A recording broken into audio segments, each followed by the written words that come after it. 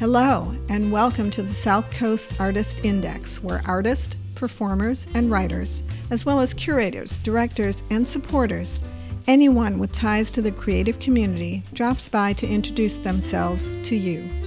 We'll talk about their beginnings, their vision, their passion, and so much more. And now, here's our host for today's podcast, Max Wickemeyer.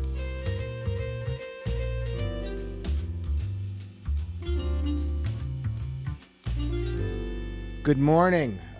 This is Max Wickemeyer, podcaster for the Southcoast Artist Index podcast series. We're recording from the Spectrum Marketing Group in the south end of New Bedford.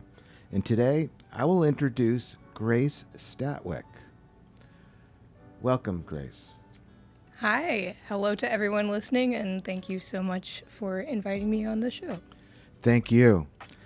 Grace, I'm going to give a little bit of an introduction. You are currently living in rural Dartmouth, Massachusetts, in a 2-story colonial house and 3 acres of land.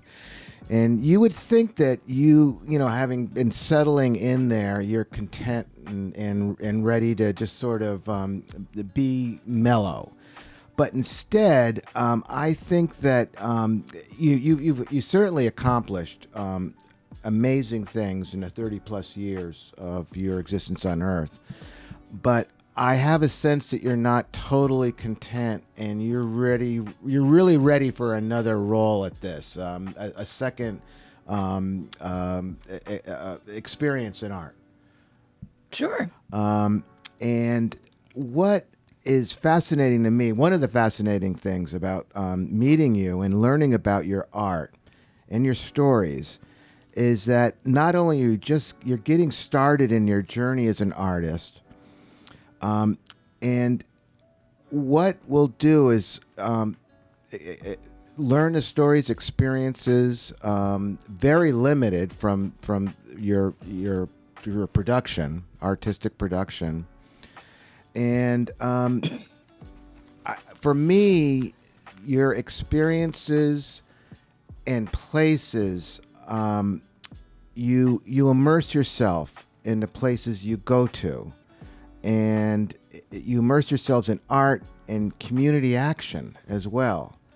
And so I hope that we can talk about some of those aspects of your artistic experiences and other things as well.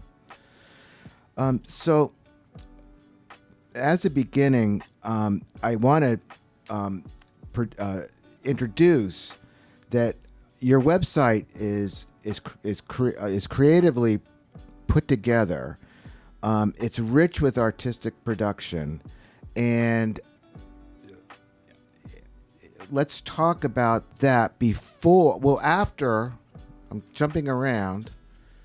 Let's start briefly with your bio from kindergarten through high school. Briefly, just to give us a flavor of where you sort of started formatively.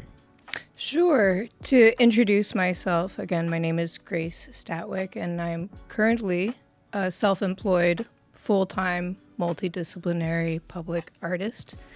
I currently am navigating end-stage capitalism as a muralist, but this is after an extensive background to fill in our listeners in film and theater, set and prop construction and scenic painting. And I was a sculptor for Bass Pro Shops doing large scale work for 2 years, and have a lot of natural building carpentry experience.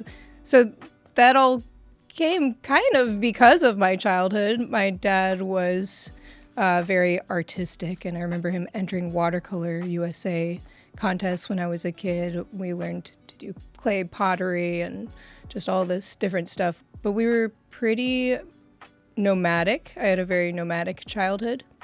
And my parents were also very interested in off-grid commune life. I remember going and staying a weekend with the Amish when we were living in Missouri, or going and visiting folks who had built cob straw bale insulated homes, and just seeing what alternatives could be. I think my father was a restless spirit, so we moved quite a few times in my youth, nearly once a year, to somewhere very different.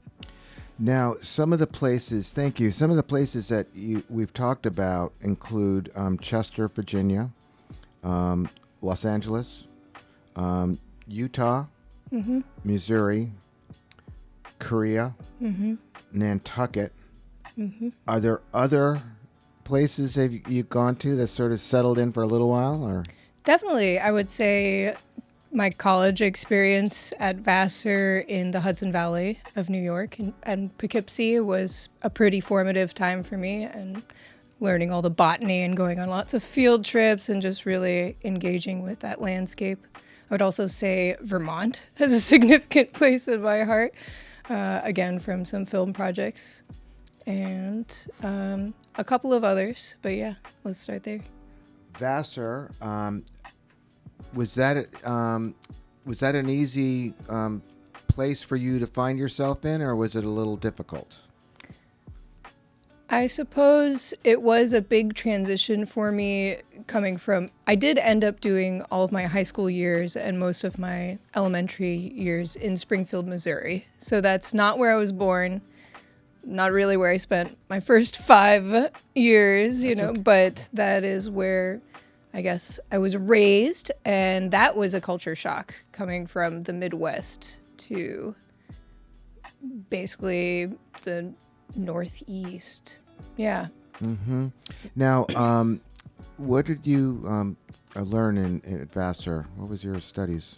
I was a film major, and then I spent 3 years working for the theater department as my work-study job, building props, like 6-foot tall wedding cakes for productions of Hamlet made out of foam, etc.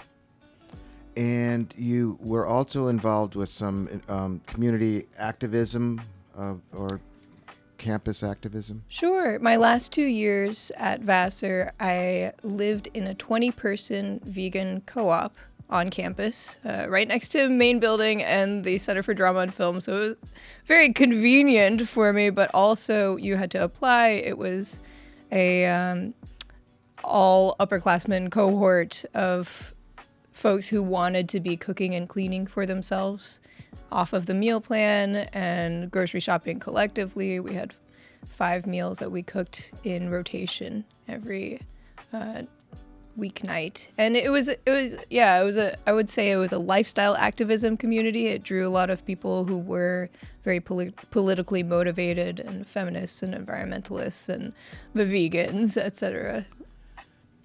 Have you taken that kind of activism forward to other experiences? Absolutely. I would call myself an artist, yes, but also very much an anti-capitalist. And after that experience at Vassar, while navigating my artistic career, I also, bucket list item, wanted to try some of the living experiences that my father had introduced me to as a kid. So I did spend a year and a half during the pandemic at Dancing Rabbit Ecovillage in Northeast Missouri, living in a straw bale home. And just what is that? I mean, sure. Yeah. So in natural building, you're not using foam insulation. You are building, it was still stick framed, but building with straw bale infill as insulation. So it's R40 or something, and very efficient.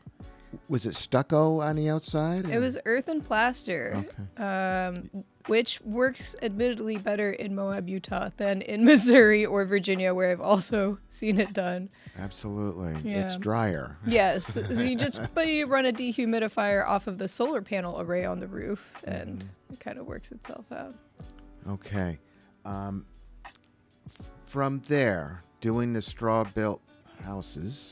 That I was brought to Dancing Rabbit as a work exchanger. I helped build actually a different home for a single mother, and then ended up staying with the community, and then kind of wanted to expand. I started my painting career there, actually. I was selling canvases online that I was just painting in this house, and since my rent in this building was $150 a month, I was able to make a living full-time with my art for the first time because my expenses were so low. But I did want to expand and chase that dream. That led me eventually to the commune in Virginia after going around the country and looking at intentional communities that were still existing.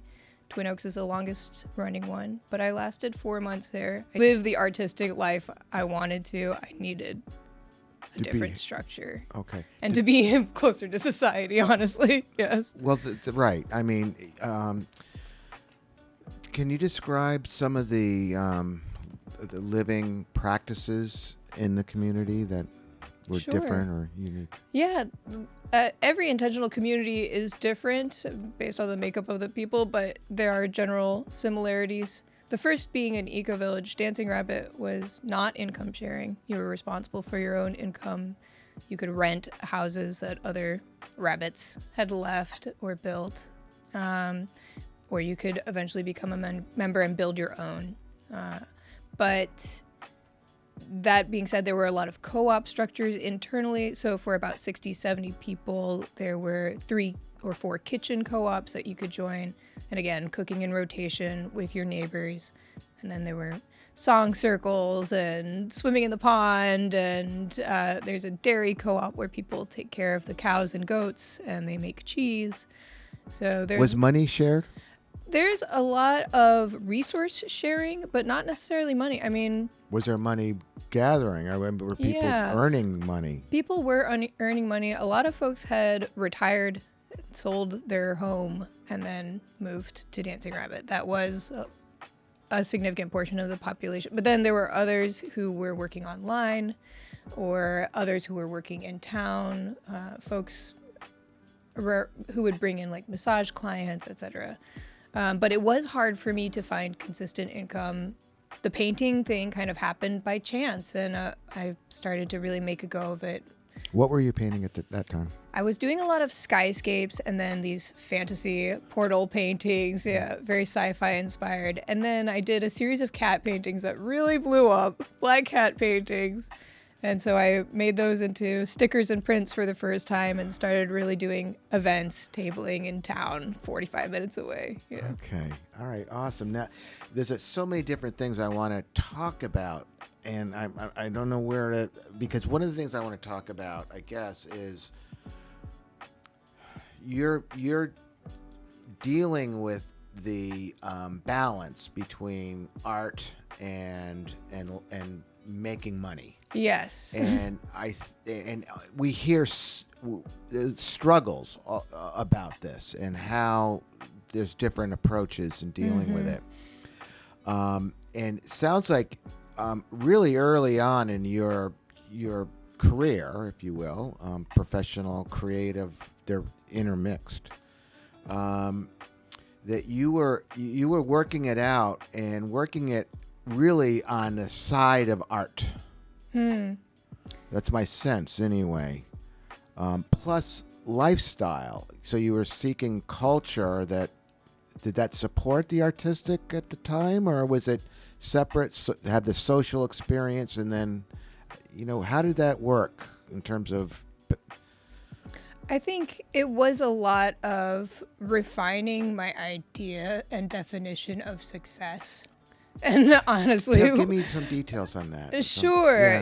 My parents were like, you can't be an art. Like, of course, right? They're like, you got to go to college to get a job. I'm not paying for book learning. And so it's like, okay, that's why I became a film major instead of an art major. I was thinking about film has unions. I can be guaranteed some labor, right? At least there's that. And I did, after working in film, strongly consider becoming a scenic artist in IATSE, in the guild. But it was always a question of, okay, in this economy where we have to pay to survive, we have to have money to survive. Apart from dropping out of society, which I've tried, how do we ethically support ourselves in late stage capitalism without exploiting anyone else? It is impossible to not exploit. That's how our global society is managed. But Well, you try to keep that as indirect as possible. exactly. Yeah. And working for myself was, I think, the biggest change, because for a long time I had been a career artist under the employ or contracted out to film productions that are gigs, or to Bass Pro Shops as a corporate salaried position. Amazon. Right? Exactly. Well, that I'm still to some extent doing that, right? Yeah. Because I have clients that are corporate overlords, but I am trying to minimize the harm I do to myself. Good. I think is also what it is. How do you do that? So for me, success really changed while I was working for Bass Pro. I was like, sure, it to some degree I've met a measure of it, right? I'm financially stable, but the hours, and the stress, the decibel levels, the toxins I was exposed to, it was too much, and after really starting to value my own mental and physical health, I really had to make some changes. Well, you give a lot of thought to where you are, and you calibrate that your life to work with the way you think and the way you seek your opportunities and your life experience, your goals, and you balance it. And you seem to do a pretty darn good job at it. Now let's talk about your if only you could see the video, but let's talk about the Amazon murals, which and I'm gonna keep jumping around, but I'm gonna first just give out a whole bunch of stuff for the listeners to hear. Your website includes murals, sculptures, cat art, miniatures, skyscapes, scenic painting for film, fantasy paintings, portraits. Just a fantastic thing. Now, the murals, if people could only see some of the photos on your website, but the one that really brings to me just sort of a picture of Grace at Amazon in this huge warehouse, and you're standing in a doorway that shows a large tree of life in the background. That you painted that With an assistant, yeah. Okay. And amongst this scene, this huge mural, I would say 24 by 60. 24 by 21, I think. Okay. Mm-hmm. And in addition to the tree, there's a two-story tree house, right? A dinosaur on a crane, and a Grow with Amazon sign in this mural. And that's my best ability, to describe this, but it's fantasy. It's magical. It's fun. It's whimsical.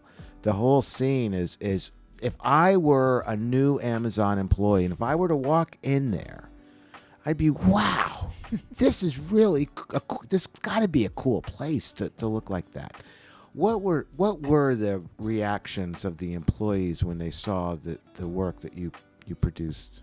Yeah, we had one employee stop and say, I just want to give you guys your flowers. I really appreciate this. It's awesome to see. And so that was very heartening. A lot of folks would stop us and tell us, like, yeah, you're doing a great job, which was wonderful. Honestly, that mural, like, I do feel very conflicted about my Amazon murals.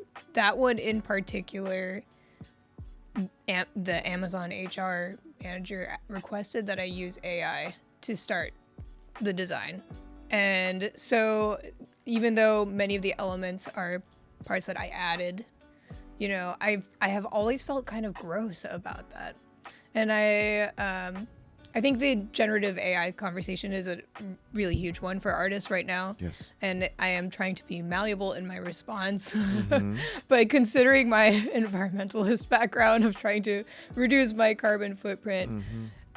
I'm glad I tried it once so that I can't be labeled a complete Luddite. But after that, I felt so skeezy about like having used even parts that were generated by Midjourney that I I vowed never to do that again ethically, so that I can really put these pieces in my portfolio. And that diverges from the viewpoint of many of the muralists that I know personally and follow. There's been a lot of discourse internally in the mural artists community on Facebook of tens of thousands of people worldwide, but I really want all my art to be human made.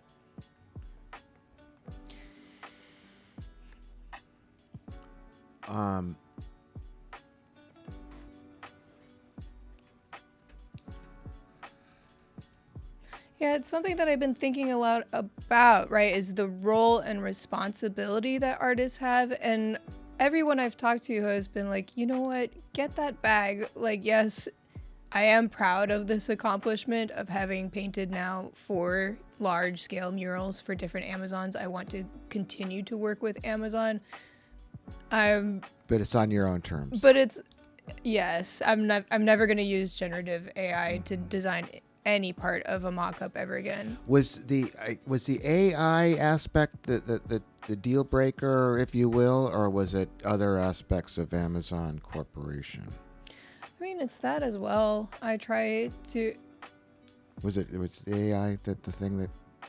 It was the AI, but I also, I wouldn't mind too much if Amazon dropped me as a client. I don't know. I'm like, maybe I should strike this off the record. Well, it's out there now. I know. I mean, what I mean to say is I love working for small businesses. I have had to tell myself that I am doing this work for Amazon, for the 3,000 employees that each warehouse has, right? And I am trying to hold in my heart all of the comments that actual employees tell me of, like, this is amazing. It's so nice to watch you work and know that this can be done. You know, my niece is an artist, that whole thing, you know, like. Well, I guess it's really the complexity of feelings that are expressed, and it's sort of conflicted.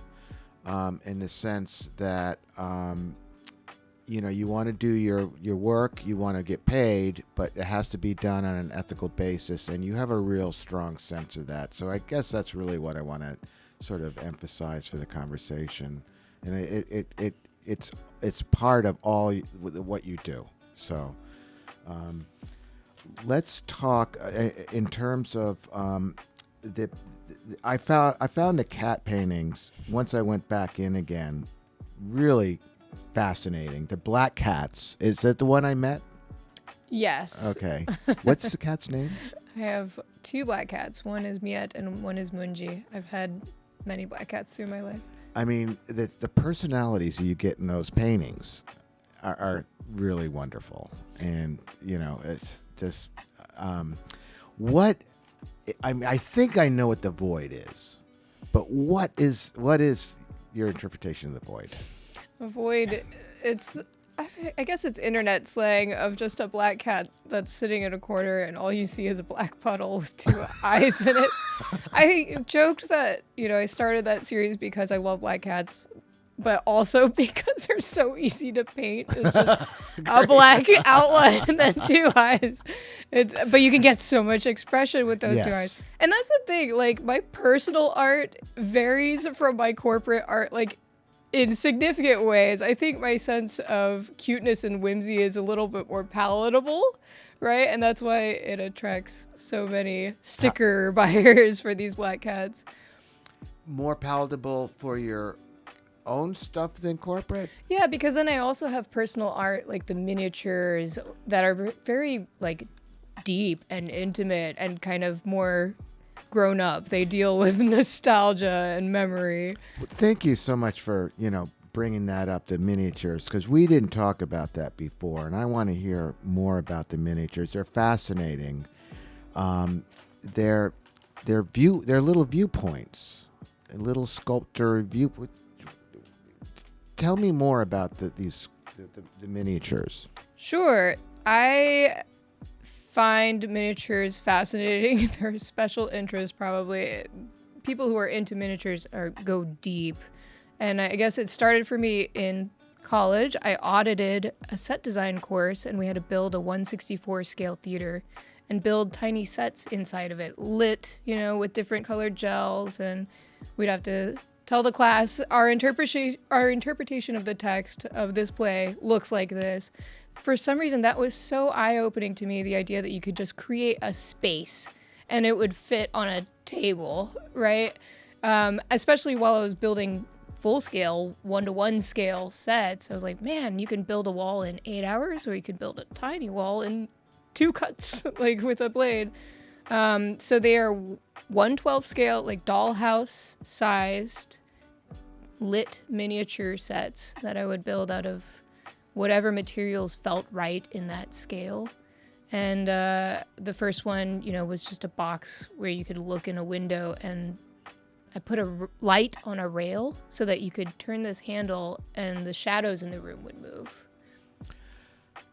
I think I saw a photo of that in your website, and the box is about the size of a refrigerator, or a little smaller? No, it's like 16 by 16. Okay. It's very small. Pretty small, yeah. And so how is the art viewed by the viewer?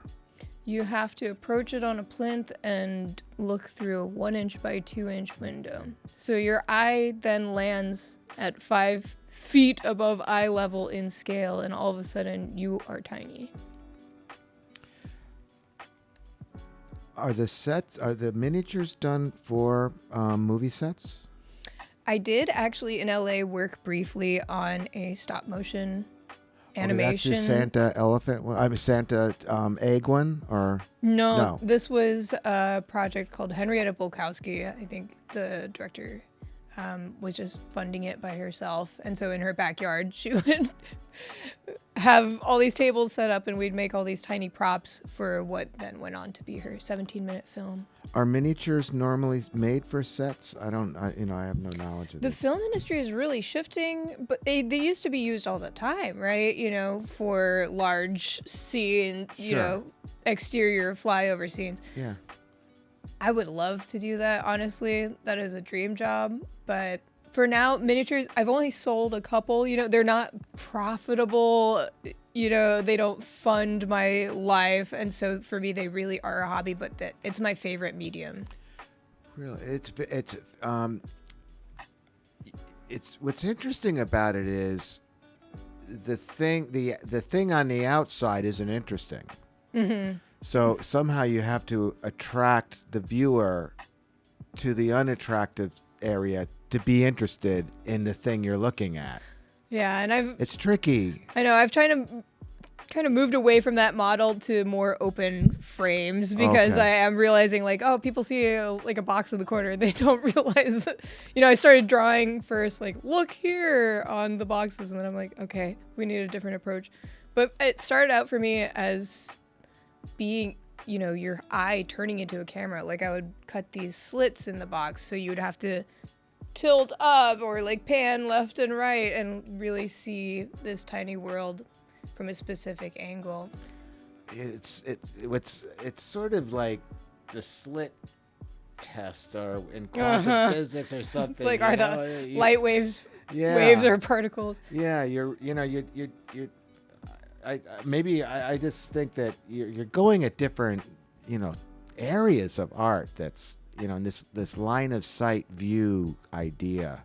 That's pretty unique. I mean, in terms of an art style or genre, to have a viewpoint sculpture thing. I've followed the work of many miniaturists, and so Okay. It's something of a niche artistic community, but whenever I find it in museums, I'm thrilled by the presentation of how certain people do things. But I Keep doing that. I mean, that's, Sure. That's just fascinating. I was trying to write an artist statement recently, and I realized that all of these different spokes really come back to this idea that is central for me. The idea that we can affect human emotion and mood, energy, through color, through the objects that we surround ourselves with, and through arrangement or placement of items. Well, I think that's exactly what art is. Right. Yeah, I remember your definition. Creative assembly of something. To excite the emotion. Yes. So, interior design, I was briefly an interior designer, just all these elements of the space you live in shapes your brain, shapes your living experience. In film, I was writing papers about how the sets were characters in themselves, Wonderful. That's a wonderful analogy, and it just your movie painting painting scenes that you did. Jay Craven's Martin Eden, that's Jack London, I think. Yeah, that is. And Lost Nation. And what was Northern Borders was the first, and Major Barbara was the last. Yeah, so I've worked on 4 films with independent filmmaker from Vermont, Jay Craven. I interned with him in college, and we've worked, several times over the last 15 years. I think it's so cool to look at these sets, or not sets. I mean, when you see them in a movie, it looks like the real thing, So you're making things look dirty and things like. Tell me more about painting a set, a movie set. Yeah. So most of these films were filmed entirely on the island of Nantucket. Jay just really liked it as a walkable town for the college students who would crew these films. It was a semester cinema, like a program abroad, where they would train under professionals from New York and LA. And so I was working as both the student life coordinator and then also the scenic painter. So it was a lot going on for a couple of those movies. But yeah, so we always... What were you the first one again? You said...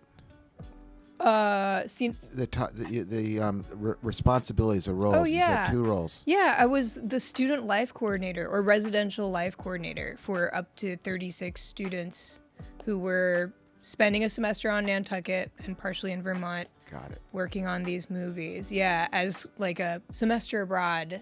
What's a management role, would you say? Or? Yeah, Okay. Yeah. So leadership role. Definitely. Yeah. Yeah, and that was a lot, 2 jobs kind of, because once we got into production, I was running and gunning with everybody else in the art department. But yeah, our set construction lead has always been Jacques Zimicki on the island, and he would throw together a 2-story set over the course of a couple weeks or a couple days, and then I'd come in as soon as he finished the last nails, and I'd start aging and priming and doing all these treatments. Can you describe a specific treatment or something that you changed? Sure. We had, for Lost Nation, a cabin set that we built at this American Legion Hall. And so we were putting in fake chinking between the logs, just a bunch of joint compound over these we had this inch wide rubber tubing and that we cut in half like styrofoam, and just to plug the gaps and then hide with a thin smear of joint compound, getting the students to help with all the repetitive manual labor. But then, all the paint treatments of just spraying on watered down washes of paint and rolling out the floor. I've done some antiquing on furniture, crackling and stuff. So I've done a little bit of that. Some dry brushing, get wood grain, etc. Yeah. So it's a lot of that, but it was also, since most of these films were period pieces, I was doing all the signage. So that's actually what really led me to mural work, was realizing, if I, learn lettering and design work. And I was like, I actually never took a painting class besides as a child, after a unit of it in high school, I took a year of drawing as a fundamental course at Vassar, and then realized I just didn't have enough room in my schedule to take painting or sculpture. So I have learned a lot from other muralists, I've been teaching myself a lot of color theory and reading James Gurney, but that and the experience of kind of painting to look a certain way on film sets really helped. It's fascinating. And I wanted to mention the signs that you did for the movie sets in the photographs on your website are they look real. So, it looks like antique. So We did hide some Easter eggs. We put a portrait of Jay in a haberdasher sign. And then we put, a specific sized sign to hide some cable boxes or something. And then, from the camera angle, you never really see him. But I really only you know. Yeah, exactly. That's awesome. He's popping out of a hat.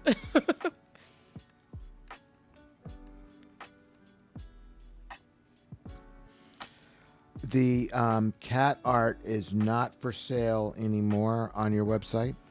All of the originals are pretty much sold, but I am periodically adding to that series. I think it is so popular that maybe I should just do another run of... I had so many cat sketches of, a black cat holding a fish on a fishing rod, whatever. A black cat on roller skates with a disco ball. And so... possibilities are endless. But yeah, they are only reproductions available. I do also do cat commissions. Somebody asked me to paint a portrait of their cat eating a quesadilla. So Excellent. And there are human portraits available too, correct? Yeah. Those have been for Christmas and birthday commissions. Yeah. I'm expanding my skill set. So your art, your painting, involves huge spaces and little spaces and everything in between. Besides that, you have an affinity for music. Yeah. You want to talk about that a little bit? Sure. I am a songwriter. And I played piano and violin from the age of 4 through 13. Really Suzuki method, very classical, learned to read and do rote memorization. So I really pulled away from it and kind of came to it as an adult. I was 19 working on a film in Hawaii as an intern over the summer, and I picked up a ukulele. And that really came with me on a bunch of my travels, domestically and internationally, and it became really easy for me to practice by myself wherever I was. 6-string guitar? No, a ukulele. Ukulele, Mm-hmm. Thank you. Yeah, so that instrument really brought me back to singing my own songs. I've probably written 40 songs. And that, again, I guess I could call myself a professional musician since I've been paid for it, right? To play solo gigs and with my couple of bands that I've had. But that is also, it's more of a hobby that feeds my soul and not my wallet, which is important to have. Seems like you do have it connected though. You're feeding your soul and you're earning money at the same time for your art. So it seems like that balance that you strike is balanced in terms of the creative output, feeding your soul and feeding your wallet.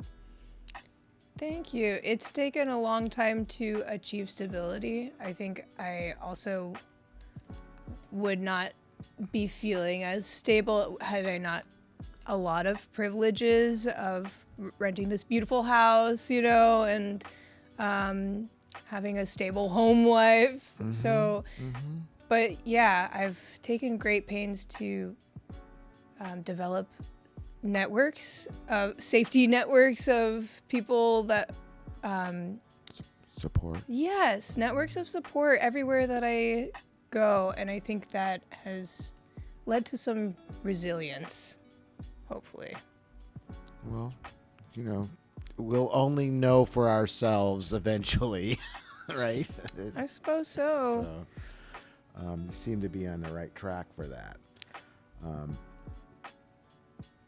Yeah, it's exciting to be here. Yeah. Well, it is exciting to have you in the South Coast. I mean, we've talked about the many, many places you've been to. I would like to touch upon your experiences in Korea that involved music. Yeah. Okay. That's where I started my first band with 2 other songwriters. Yeah, I'm half Korean and half Michigander, I guess. And I spent a year in Korea as a kid while my parents were teaching English. It was the first time I went to school. So I wanted to go back and see it as an adult. I went from 2016 to 2018 and then 6 months in 2020. And I was teaching English myself, trying to immerse myself as much as I could in the culture despite not speaking fluent Korean. So, but I knew enough to get around, and I made a lot of friends that were immigrants from the States and other English-speaking countries, and Koreans who had been, like, who were fluent in English or who were artists and musicians themselves. And You had a name for that group? there was a group called the Exotic Beasts that we would have gallery shows every 3 or 4 months and bring our friends who had bands. So it was a very vibrant community artistically. All these teachers with, their rent paid and free healthcare and just hanging out on the weekends and making stuff happen. I love that name, the Exotic Beasts. I mean, it's cool. Those friends have now started a gallery in Busan. Yeah, it was a very exciting connection to my mom's family and my background, and also really started getting me into showing gallery work for the first time. I believe I saw a YouTube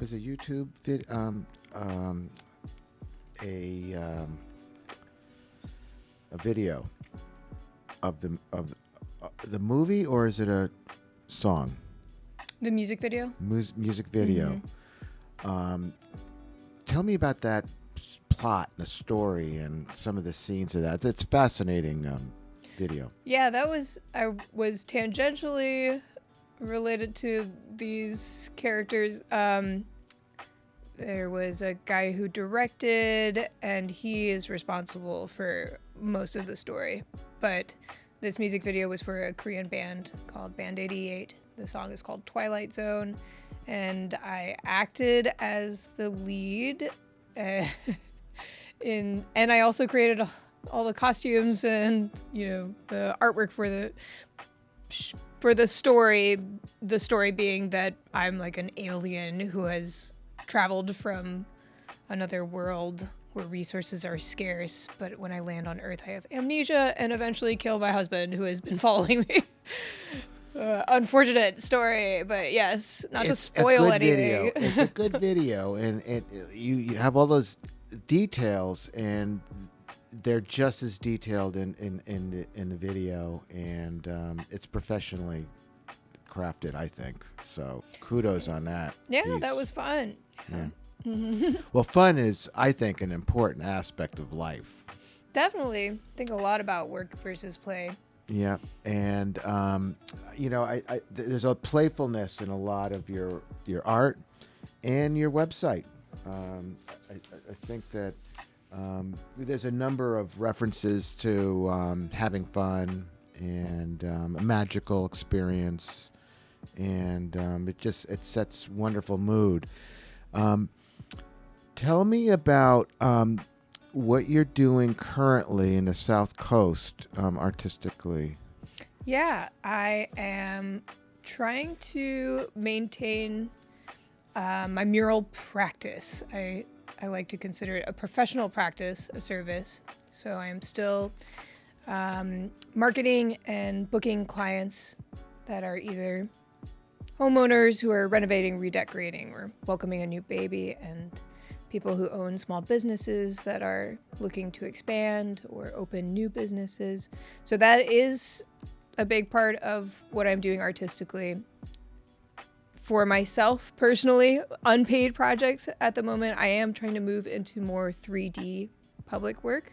In terms of, I know that you have community outreach activities ongoing in Southcoast currently. Can you describe some of those activities? Community outreach. You might mean, I mentioned that I have recently joined the Fall River and New Bedford Artist Collaborative. That's what I meant. Yeah, okay, yeah.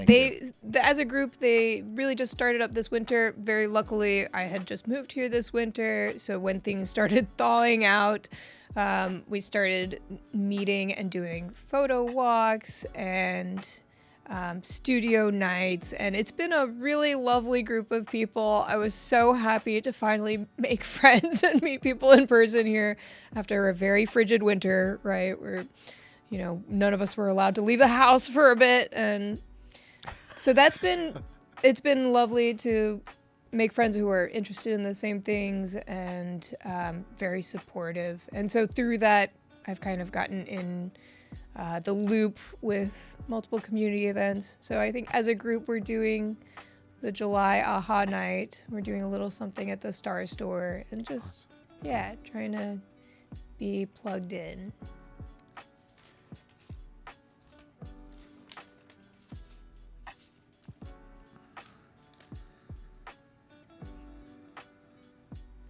Can you tell me more about the Santa egg on the trapeze? Yes, there is a Santa egg trapeze.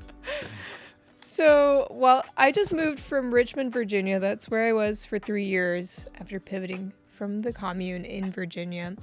And I got really into this space called Gallery 5. They were a great third space, but then also music venue and gallery space. And so I exhibited in a couple of group shows with them, a couple of miniatures actually. And so for the second show, I did, the theme was Carnival of Five Fires. And they have this group that shuts down the street and they spin fire and there's a DJ like in front of the gallery. It's a huge event, 1,000 people or more walking through. And so they were having a call for artists for the inside show. And there's a little nook in the gallery. And so I told them I wanted to do a site-specific installation. They were more than game. And I made an egg circus for the carnival theme. So outside there's spinning fire, and inside I painted this, it's the size of a telephone booth. I painted it like with a flame sunset going up to black. And then I installed all these little shelves, and I had built these tiny ladders. And so I found these eggs at a craft reuse store, and I was like, these are the perfect characters to be on my trapezes. And so, drilled little holes and made wire armies and leggies, and then painted individual faces on each one and gave them props and hats. And then, so the piece was called Climbing, Dreaming, Falling, Flying, because I was like, they're eggs, they're on trapezes swinging around, like someday they will fly. They just have to go through some internal evolution. Yeah. And at the bottom, I had put like a safety net, and I think the one you're talking about it's an egg like lying in the safety net, and he's got a top hat. He's like the ringmaster. Awesome. So yeah. I thought it might have been used as an animation, but it's a sculpture. It was an installation piece, yeah. The egg with tutu was hanging off the trapeze, and yeah. Now, you were also in the past on TV? I have been, yeah. Tell me about that.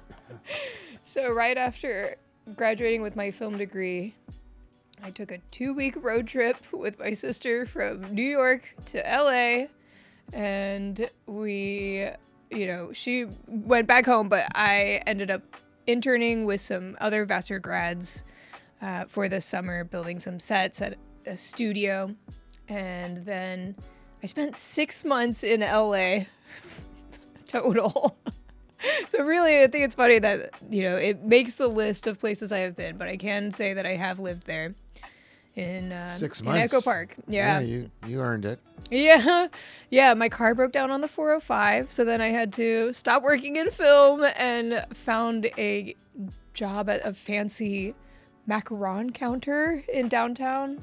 And so, at this point I was like kind of desperate, like taking the bus in LA. Who does that? So I was getting little random extra gigs. You pay $150 and you get a bunch of headshots, and then I was just applying to random stuff. So yeah, I was on like a Judge Judy type courtroom show. And what did you do there? I was the defendant. My name was Kristen Green. It's like one of those based on a true story shows where I had done something scandalous because somebody else had done something scandalous, and we recorded 2 endings, and I don't know if I won my case or not. So you were playing a role. I was playing a role, Okay. yeah.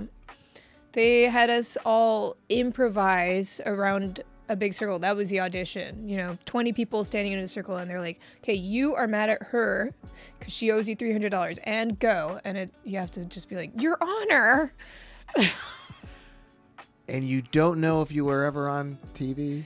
I think from IMDb, it looks like the show aired, but it was direct. It's never been recorded that I know of. If anybody has a copy of We the People with Judge Gloria Allred from late 2011, with Grace in it. then I'm in it. We'll look for it. Yeah. That's great.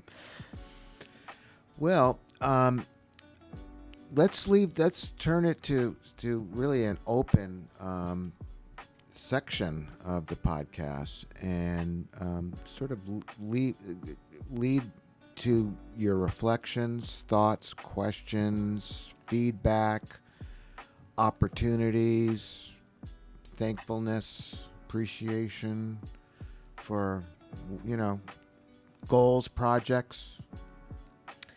Yeah. Well, first of all, as a reflection, I want to thank you for being so welcoming. Oh, thank you. Yeah, and the Southcoast seems a particularly energetic place for art. I have also been going to like Mass Cultural Council events, and I just went to the Creative Sector Summit at the Zeiterion last week. There's a lot of public funding here for art. It seems the mayor of New Bedford seemed very He's Mitchell. involved. Yeah, he seems very In the artistic aware. scene, Yeah, of just the impact to not just the economy locally, but to people's lives. Yes. That I think is refreshing. Yeah, there's a sensitivity of the mayor that's really great. Yeah. And just seeing, the hotel tax funding public art, I think it's all wonderful. So it feels like a good place to land and get plugged into some of this infrastructure. And people have been very kind and inviting. Other than that, I would like to invite your listeners to seek me out and contact me or be my friend in real life, not just over email or the phone or social media. I would love to make more friends in the area. I would love to find other artistic collaborators. I would like to be pointed in the right direction for any resources I may not know about yet. And if you want to make some cool art happen, or if you have any unique commissions, I'm always into painting weird objects for fun and money. Like, people have paid me to paint a giant cow and to paint a bathtub. So Piano? And a piano, right. So no object is unpaintable. I was painting a dog statue for a grooming business for a while there. I painted him like Santa Claus, Sandy Paws for the holidays, and then re-updated him every once in a while. So the ice cream shop. In Marshfield, Massachusetts. Yeah. Sunday Society just had its grand opening, and they're doing great. Have you looked into the Narrows? I've in Fall River. Been there the once for a frac meeting. Okay, there's music there, the music venue, right, and art. Right. There's art studios there as well, and with art displayed. So it's you mentioned the other multi-venue venue places, and that's one of them in Fall River. That sounds awesome. It is awesome. Anything else before we call it a wrap-up? If anyone is listening to this and wants to go full-time as an artist, I would love to encourage you, literally to give you more courage to do what you need to redefine success for yourself. That's an awesome closing. Can you go a little further on that? I mean, how do you do that? Sure. It is so scary to go freelance. It is so scary to build a small business and to start an LLC and to get a business bank account, all the tiny little details, step by step. But honestly, if you could be your own boss, please do it. I would like to say that there is always an arts ecosystem. There is always room in any area for artists of all types and levels of ability or training. You know, there's a market for pretty much every style. So I really want to express to other folks that living an artistic life and making those choices that feed your soul, despite the realities of capitalism that we are living in, creation and creativity is a human need, and it is so inspiring to see the artwork of other public artists in this area, and your work matters and speaks to someone. So thank you. Thank you. Absolutely. I'm not going to add much more to that. That was a beautiful statement. So thank you, Grace. Well, with that, we'll close another episode of the podcast at Southcoast Artists Index. Peace. And love and grace. God, that's cheesy.